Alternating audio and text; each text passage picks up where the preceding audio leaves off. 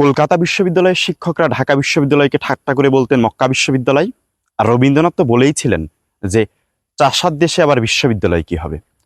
কিন্তু সেই বিশ্ববিদ্যালয়ের বয়স যখন 100 বছর পেরিয়ে শতবর্ষ পার করেছে, তখনও কি আমাদের সেই ঢাকা বিশ্ববিদ্যালয় তার সংস্কৃতি, তার শিক্ষা, তার সভ্যতা যথার্থভাবে তুলে ধরতে পেরেছে? আপনি কি ভেবে দেখেছেন এই যে আমাদের সমস্ত বিশ্ববিদ্যালয়, শুধু ঢাকা বিশ্ববিদ্যালয় নয়, আমরা আমাদের সংস্কৃতি, শিক্ষা আমরা কি সঠিকভাবে অর্জন করতে পেরেছি? আসলে শিক্ষা কি? আর কেনই বা শিক্ষা প্রতিষ্ঠানের দোষ দিব আমি?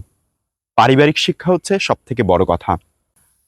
এই যে ঢাকা বিশ্ববিদ্যালয়ের একটা ছেলেকে আপনারা পেট ভরে ভাত খাইয়ে হত্যা করলেন, আপনাদের বিবেক কি জাগ্রত হয় না?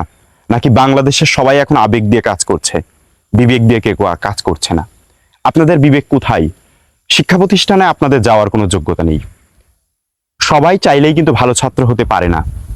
ভালো ছাত্র হওয়া সম্ভব, কারণ একটি শ্রেণীকক্ষে 100 জন শিক্ষার্থী থাকলে সবার পক্ষে কিন্তু এক রোল করা সম্ভব নয়। কিন্তু একটি শ্রেণীকক্ষে যদি 100 জন শিক্ষার্থী থাকে, তাহলে কিন্তু তারা প্রত্যেকেই একজন ভালো মানুষ হতে পারে। কিন্তু আমাদের দেশে বর্তমান শিক্ষা ব্যবস্থায়, আমাদের শ্রেণীকক্ষে, আমাদের বিশ্ববিদ্যালয়ে, আমাদের শিক্ষা খাতগুলোতে যে প্রতিযোগিতা চলছে, সেখানকার প্রতিযোগিতার মূল বিষয় ভালো রেজাল্ট করা, ভালো মানুষ তৈরি হওয়া নয়, এবং ভালো বিবেকবান হওয়া নয়, যার ফলাফল আজকের এই তোফাজ্জল হত্যা। আপনারা দেখেছেন যে বিভিন্ন রিপোর্টে ইতিমধ্যেই দেখেছেন যে তোফাজ্জলের ভাবি বলেছে এবং তার মামাতো বোনও বলেছে সে মানসিকভাবে অসুস্থ ছিল, এবং তার বিভিন্ন রিপোর্ট, বিভিন্ন ছবি দেখলেও আমরা কম বেশি বুঝতে পারি সে মানসিকভাবে অসুস্থ ছিল। কিন্তু আমরা শুধুমাত্র আবেগের বশবর্তী হয়ে একটা মানুষকে হত্যা করলাম। ঠিক আবু সাইদের কথা আমাদের মনে পড়ে। পুলিশ যেভাবে শুধুমাত্র তার ইচ্ছাকৃতভাবে, যেখানে শুধুমাত্র গ্রেপ্তার করলেই সবকিছুর সমাধান ছিল, সেখানে তাকে ইচ্ছাকৃতভাবে হত্যা করেছিল। ঠিক আমরা একইভাবে ঢাকা বিশ্ববিদ্যালয়ের শিক্ষার্থী যারা আছে, আমরা তোফাজ্জলকে হত্যা করেছি। আমরা চাইলেই সেটা আইনের হাতে পাঠিয়ে দিতে পারতাম বা আইনগত কোনো ব্যবস্থা নিতে পারতাম। বাট আমাদের যে বিশ্ববিদ্যালয়, সেটা কলকাতা বিশ্ববিদ্যালয়ের শিক্ষকরা ঠিকই বলেছিলেন, আমরা সত্যি মক্কা বিশ্ববিদ্যালয়ে আছি। আমাদের মন মানসিকতা, আমাদের শিক্ষা, আমাদের মনন এখনো উন্নত পর্যায়ে ওঠেনি।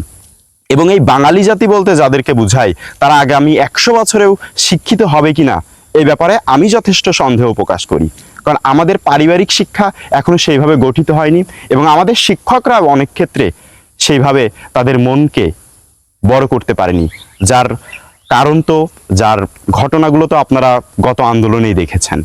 খুব বেশি কথা বলবো না, আপনারা সবসময় আপনাদের বিবেকের কথা শুনবেন। একজন ভালো ছাত্র হওয়া থেকে, ভালো সিজিপিএ ধারণ করা থেকে, একজন ভালো মানুষ হওয়া, বিবেকধারী মানুষ হওয়া সব থেকে বেশি গুরুত্বপূর্ণ। আমি ছিলাম ঋষি হাসান, বরাবরের মতো চট্টগ্রাম বিশ্ববিদ্যালয় থেকে। সকলে ভালো থাকবেন, ভালো রাখবেন। আসসালামু আলাইকুম।